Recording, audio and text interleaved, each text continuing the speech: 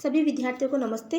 विद्यार्थियों, आज हम इस वीडियो के अंतर्गत NIOS कक्षा 10 और राजस्थान स्टेट ओपन स्कूल कक्षा 10 में जो मनोविज्ञान विषय है उसका चैप्टर नंबर 5 के प्रश्न के उत्तर पर हम चर्चा करेंगे, जो कि अति महत्वपूर्ण है।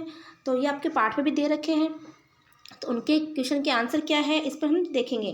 तो इस पाठ को मैंने विस्तार से पढ़ा भी रखा है, तो आप साइकोलॉजी की प्लेलिस्ट इस चैनल पर बनी हुई है, वहाँ जाकर आप इस चैप्टर को पढ़ सकते हो और उसके बाद आप क्वेश्चन के आंसर देखते हो, तो आपको क्वेश्चन भी समझ में आता है और उसके आंसर भी अच्छे से समझ में आ जाता है। तो देखते हैं इन क्वेश्चन के आंसर को। पाठगत प्रश्न 5.1। तो पाठ का नाम है संवेदी प्रक्रियाएं, अवधान और प्रत्यक्षीकरण। अवधान का मतलब होता है ध्यान केंद्रित करना, और प्रत्यक्षीकरण का मतलब होता है कुछ छवि हमारे दिमाग में पहले से किसी वस्तु का अनुभव लेके हमारे दिमाग में जो छवि बन जाती है ना, जो जानकारी हम एकत्रित कर लेते हैं, उस वस्तु की अनुपस्थिति में भी अगर उस वस्तु का जिक्र होता है तो वो हमारे दिमाग में उसकी छवि वैसी की वैसे उभरने लगती है। तो पाठगत प्रश्न 5.1 देखते हैं। पहला प्रश्न है, हमारे जीवन में दृष्टि और श्रवण की क्या भूमिका है, विवेचना कीजिए। तो दृष्टि हम सबके लिए एक अत्यंत महत्वपूर्ण है। दृष्टि का अर्थ है देखना, अर्थात प्राणी अपनी आंखों के द्वारा प्रत्येक वस्तु स्थिति को देख सकता है। यदि प्राणी की दृष्टि सही नहीं हो तो वह कोई भी कार्य ठीक ढंग से नहीं कर पाएगा। अगला है श्रवण। श्रवण का अर्थ है सुनना। सुनना हमारे कानों के द्वारा होता है। श्रवण का हमारे जीवन में बहुत महत्व है, क्योंकि जो इंसान सुन नहीं सकता वह बोल नहीं सकता, अर्थात वह गूंगा होता है। प्रश्न संख्या 2 है, मापदंड की संकल्पना का संक्षेप में वर्णन कीजिए। उत्तर है, दो उद्दीपनों के बीच के न्यूनतम परिवर्तन की मात्रा के अंतर को मापदंड कहते हैं। पाठगत प्रश्न है 5.2। पहला है, प्रत्यक्षीकरण की संकल्पना की व्याख्या कीजिए।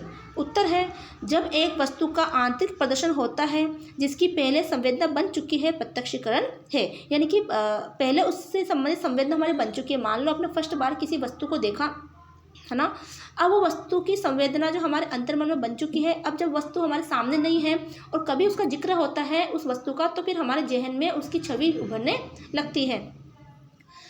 प्रश्न संख्या 2 है, प्रत्यक्षीकरण की प्रक्रिया का वर्णन कीजिए। उत्तर है, जब हम एक वस्तु देखते हैं तो यह संवेदना हम व्यवस्था, गहराई और उद्दीपन की समानता के रूप में करते हैं।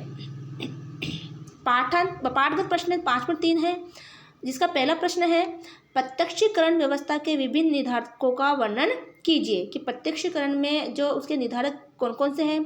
उत्तर है, प्रत्यक्षीकरण व्यवस्था को निर्धारित करने वाले कारक आकृति, भूमि व्यवस्था, समान प्रत्यक्षीकरण और गहराई प्रत्यक्षीकरण है। प्रश्न संख्या 2 है, प्रत्यक्षीकरण स्थिरता से आप क्या समझते हैं। इसका उत्तर है, एक वस्तु के प्रत्यक्षीकरण में उसकी आकृति, आकार या चमक समान रहती है, चाहे रेटिना पर बना उसका प्रतिबिंब परिवर्तन हो जाए। इसे समान प्रत्यक्षीकरण कहते हैं। प्रश्न संख्या 3 है, गहराई के प्रत्यक्षीकरण का एक उदाहरण की सहायता से विवेचन कीजिए। उत्तर है, गहराई प्रत्यक्षीकरण त्रिविमीय स्थान और दूरी को देखने की योग्यता होती है। उदाहरण के लिए, गहराई प्रत्यक्षीकरण मोटरसाइकिल या रेलगाड़ी या मोटर गाड़ी चलाने में और गेंद को पकड़ने में सहायता करती है। तो गहराई से जो प्रत्यक्षीकरण करता है तो गेंद को देखेगा, गेंद को जो पकड़ने के लिए कि किधर से आ रही है, कितनी स्पीड से आ रही है, तो ये क्या है, गहराई का प्रत्यक्षीकरण है। तो हमने उसको गहराई से उसको देखा, उसका प्रत्यक्षीकरण किया। इसी तरह से कोई गाड़ी चलाता है, मोटरसाइकिल चलाता है, तो वो भी वो गहराई से प्रत्यक्षीकरण करता है कि इस रोड पर कहीं खड्डे तो नहीं है, मैं इतनी सी जगह में है ना इस गाड़ी को निकाल लूँगा क्या, है ना। तो इस तरह से वो उसका प्रत्यक्षीकरण है ना कुछ कल्पनाएं अपने दिमाग में कर लेता है। पाठगत प्रश्न 5.4 का पहला है, अवधान की संकल्पना का विवेचन कीजिए। उत्तर है, अवधान एक प्रक्रिया है जिसमें हम उद्दीपन पर ध्यान देते हैं। चयनित अवधान वह प्रक्रिया है जिसमें हम एक निश्चित संवेदी सूचना को प्राथमिकता देते हैं। तो देखो, इसमें क्या करते हैं, जो भी उद्दीपन है उस पर हम ध्यान देते हैं, और चयनित में क्या होता है, किसी एक ही वस्तु पर हम क्या करते हैं, ध्यान लगाते हैं। प्रश्न संख्या 2 है, अवधान के विभिन्न निर्धारक लिखिए। पहला है, उत्तर में पहला है भौतिक कारक। तो इसके निर्धारक में पहला कारक क्या है, भौतिक कारक। सारी वस्तुएं समान होते हुए भी भौतिक कारक जैसे दोहराना, सहज अंतर, आकृति, आकार और चमक हमारे अवधान पर प्रभाव डालते हैं। एक सुंदर पैकेट या चमकीली रोशनी हमें आकर्षित करती है। दूसरा है प्रेरक कारक। प्रेरक भी हमारे प्रत्यक्षीकरण को आकार देने में एक महत्वपूर्ण भूमिका निभाते हैं। उदाहरण के लिए यदि आप भूखे हैं तो आपका ध्यान खाने योग्य शब्दों पर जाएगा। तो ये अवधान यानी कि ध्यान केंद्रित करने में ये जो कुछ ना प्रभावित करने वाले कारक है। तो भौतिक कारक में जैसे कोई वस्तु चमकीली है बहुत सुंदर है तो हमारा अवधान यानी हमारा ध्यान उसके ऊपर ही चला जाएगा। प्रेरक कारक में मान लो हमें बहुत तेज भूख लगी है तो है ना खाने की जो है खाने से संबंधित कोई बातचीत रहेगी उस पर हमारा ध्यान जाएगा। पाठांत प्रश्न है पहला, दैनिक जीवन में प्रत्यक्षीकरण के महत्व का वर्णन कीजिए अथवा प्रत्यक्षीकरण के विभिन्न प्रयोग बताइए कि दैनिक जीवन में इसका प्रयोग कहाँ कहाँ पर होता है, उसका क्या प्रयोग है ना, क्या महत्व है। तो इसका दोनों का उत्तर समान है। तो उत्तर है दैनिक जीवन में प्रत्यक्षीकरण के प्रयोग एवं महत्व निम्न है। पहला है चाक्षु साक्षी। चाक्षु साक्षी का मतलब होता है, चक्षु मतलब होता है आंखों देखा साक्षी, है ना। तो ये जैसे किसी ने कोई अपराध कर दिया और है ना उसको कोई देख उसने किसी को उसको प्रत्यक्ष रूप से किसी ने देखा है तो जब न्यायालय में न्याय होता है तो ऐसे गवाह वगैरह के रूप में लेके जाते हैं कि जिसने इस घटना को देखा है ना, तो उसके गवाह देता है। तो ये क्या होते हैं, चक्षु साक्षी होते हैं जिसने आंखों से उस घटना को देखा है। तो न्याय प्रणाली में चक्षु साक्षी का सत्य कथन ही निर्णय की कुंजी होती है। तो जो न्याय प्रणाली होती है उसमें चक्षु साक्षी का जो निर्णय होता है वो क्या होती है, उसकी कुंजी होती है। न केवल वकील और पुलिस अधिकारी चक्षु साक्षी के सत्य कथन पर बल देते हैं बल्कि अपितु उन्हें विश्वास भी होता है कि ये अधिकतर सत्य ही होते हैं। तो चक्षु साक्षी के ऊपर ये क्या कर देते हैं, बल देते हैं, है ना। जबकि उसकी बातों पर भी वो विश्वास करते हैं कि अधिकतर सत्य ही होते हैं। किंतु बड़ी संख्या में मनोवैज्ञानिकों की राय में मनोवैज्ञानिक की राय में ये की है ना, मनोवैज्ञानिकों की राय में चक्षु साक्षी त्रुटियां प्रत्यक्षीकरण में बड़ी साधारण सी बात है। चक्षु साक्षी यानी जिसने आंखों देखा है घटना, है ना, कोई गवाह है जिसने आंखों से उस घटना को देखी है और वो गवाह देने आया और वो किसी विपरीत पक्ष से मिल गया, उसको पैसे वगैरह खिला दिए तो वो झूठ भी बोल सकता है, ठीक है। तो चक्षु साक्षी भी त्रुटियां कर सकता है, झूठ बोल सकता है। अगला है प्रत्यक्ष जागरूक और सकारात्मक मनोविज्ञान। तो ये प्रत्यक्ष जागरूक और सकारात्मक मनोविज्ञान ये पूरा एक पॉइंट है, ठीक है। प्रत्यक्ष जागरूक और सकारात्मक मनोविज्ञान। मानवतावादी मनोवैज्ञानिक विश्वास करते हैं कि कुछ लोग स्वयं को और दूसरे को असामान्य यथार्थता से देखते हैं, यानी स्वयं को और दूसरे को असामान्य यथार्थता यानी पता नहीं उसमें क्या क्या देख लेंगे, ठीक है। जब हम किसी परिचित उद्दीपन पर ध्यान देना छोड़ देते हैं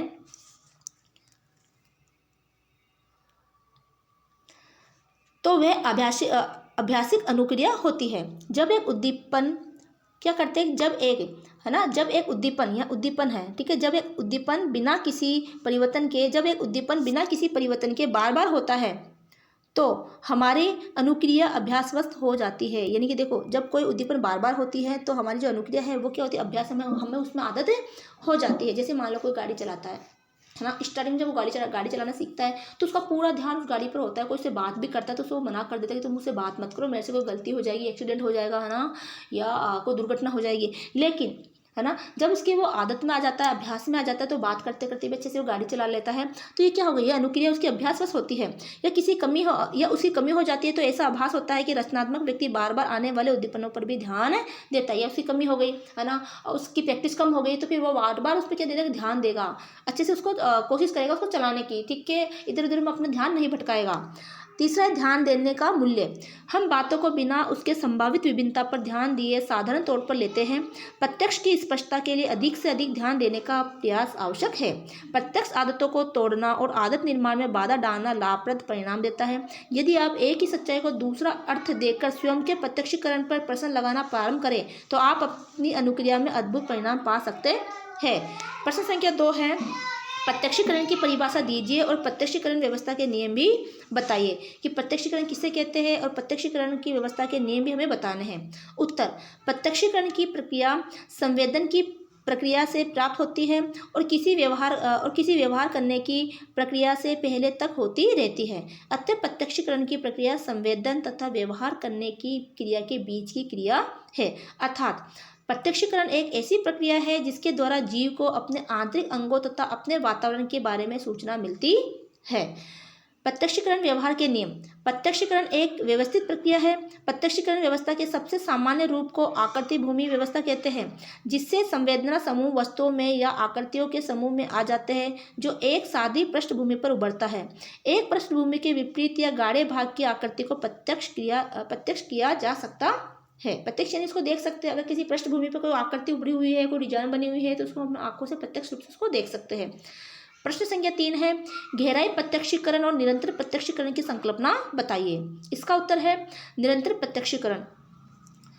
तो प्रत्यक्षीकरण का झुकाव सरलता और निरंतरता की ओर होता है।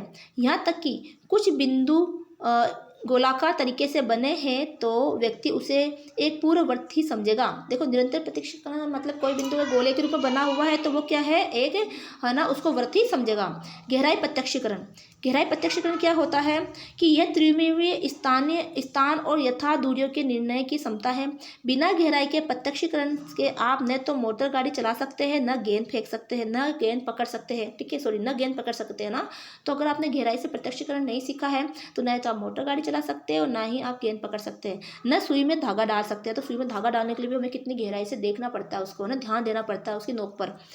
और न साधारण तौर से कक्ष में टहल सकते हैं। बिना गहराई प्रत्यक्षीकरण के विश्व एक चपटी सतह की तरह दिखेगा।